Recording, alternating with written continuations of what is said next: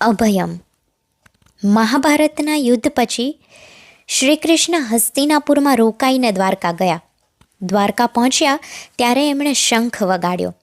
શંખ જગત ભયાવહ હતો. આ શંખ ધ્વનિ દ્વારા પોતે દ્વારકા આવી ગયા છે એવી જાણ કરી.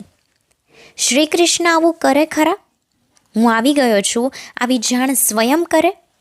આ ન સમજાય એવું છે, પણ અહીં જ લખ્યું છે, અવતીર્ણ સ્વમાયયા.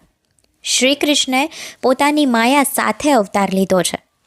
આ જ ભગવાનની માયા, જે સમજાય નહીં. બ્રહ્મ અને જગતનો સંબંધ દર્શનશાસ્ત્રોમાં સમજાવ્યો છે. આ જગતનો ભય આપણને લાગે. જ્યારે શ્રી કૃષ્ણ શંખ વગાડે ત્યારે જગતનો ભય પણ ડરી જાય છે. આ છે શ્રી કૃષ્ણનો અભય.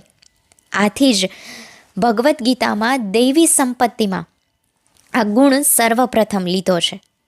ભાગવત બુદ્ધિનો ગ્રંથ નથી, હૃદયનો ગ્રંથ છે.